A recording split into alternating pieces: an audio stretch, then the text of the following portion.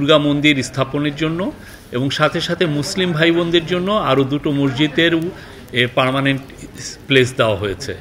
গত বছর জানেন একটা অনাকাঙ্ক্ষিত একটা ঘটনা ঘটেছে যে একটা অস্থায়ী মণ্ডপ ছিল, সেটাকে ওইটা সহ আশেপাশে অনেকগুলো স্থাপনা যখন ইভিকশনের সময় আমাদের রেলওয়ে অ্যাডভাইজার ফজল কবির খান বলেছিলেন যে এটাকে যাতে মর্যাদাপূর্ণভাবে এটাকে ইভিকশন করা হয়, কিন্তু পরবর্তীতে যখন কিছু ছবি আমরা দেখি যে দেখা যায় যে যারা এই কাজটা করেছেন সেখানে আসলে মর্যাদার জায়গাটা মর্যাদাপূর্ণভাবে কাজটি করেননি। তো সেই জন্য আমাদের রেলওয়ে অ্যাডভাইজার পরবর্তীতে হিন্দু ধর্মীয় নেতৃবৃন্দর সাথে তারা ওনার সাথে দেখা করতে আসলে উনি তাদের কাছে দুঃখ প্রকাশ করেন। উনি আজকের মিটিংয়ে সেটা জানিয়েছেন। তো আজকে তাদের সবাইকে রেলওয়ের আইনে কোথাও লেখা নাই যে আপনি ধর্মীয় কোনো প্রতিষ্ঠানের জন্য কোনো জমি বরাদ্দ দেওয়া যাবে। তো এই আইনকে সামনে রেখেই এটা কিছু চেঞ্জ করে এখন হিন্দু ধর্মীয় ভাই বোনদের যারা খিলক্ষেতে আছেন তাদের জন্য একটা পার্মানেন্ট একটা মন্দিরের জন্য আজকে জমি দেওয়া হয়েছে। জমি হিন্দু ধর্মীয় যারা নেতৃবৃন্দ আছেন তারাও এই বিষয়ে বলবেন, আর যারা মুসলমান ভাইবৃন্দ ছিলেন তাদেরকেও পার্মানেন্ট দুইটা মসজিদে জায়গা দেওয়া হচ্ছে। তার আগে আজকে চন্দ্রনাথ মন্দির, আপনি জানেন চন্দ্রনাথ হচ্ছে আমাদের বাংলাদেশে হিন্দু ধর্মীয় সনাতন ধর্মী ভাই বোনদের সবচাইতে মহাতীর্থ যেটা বলে 51টি পীঠের একটি, এবং এটা হাজার হাজার বছর ধরে এই জায়গাটা আছেন।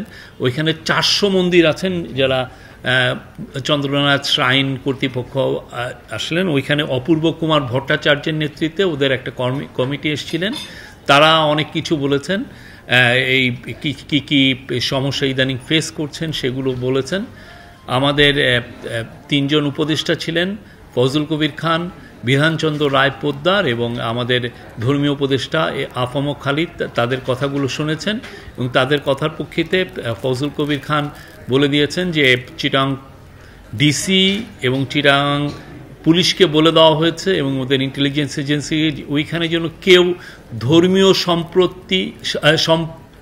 সম্প্রীতি কেউ যদি বিনষ্ট করার চেষ্টা করে বরদাস্ত করা হবে না। কোনো ধরনের কেউ যদি এটা মনে করেন যে ওইখানে যে কোনো রকমের কোনো উস্কানিমূলক কাজ বা ধর্মীয় সম্প্রীতি নষ্ট করার চেষ্টা করেন, এটা কোনো বরদাস্ত করেন। এবং এই পরিপ্রেক্ষিতে উনি চিট্টগাংয়ের মাঠ প্রশাসন, চিটাগাংয়ের সীতাকুণ্ডের ইউএনও, চিটাগাংয়ের ডিসি, চিটাগাংয়ের পুলিশ কর্তৃপক্ষ এবং সেইখানে যারা ইন্টেলিজেন্স এজেন্সির যারা কাজ করেন সবাইকে নির্দেশনা দেওয়া হয়েছে। একই সাথে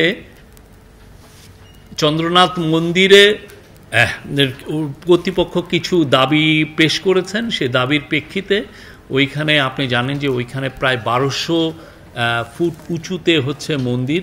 তো ওইখানে যে সিঁড়ি বেয়ে যেতে যেতে অনেক সময় ওই সিঁড়িটা যেই অবস্থা আছে সেটাকে আরও ডেভেলপমেন্ট করা লাগবে। সেটার আজকে তাৎক্ষণিক এই 3 জন উপদেষ্টা নির্দেশ দিয়েছেন যে যাতে এই সিঁড়ির ডেভেলপমেন্ট কাজটা খুব দ্রুত শুরু করা যায়। এছাড়া অন্যান্য যা দাবি আছে সেটা নিয়ে তিনি উপদেষ্টা নির্দেশ দিয়েছেন তারা যেন চিটাং ডিসি, সীতাকুণ্ডের ইউএনও, চিটাংয়ের এসপি সবার সাথে কথাবার্তা বলেন এবং আমরা আশা করছি এইখানে অন্য যে ধরনের কোনো সমস্যা যদি থাকে সেগুলো খুব দ্রুত রিজলভ করা হবে।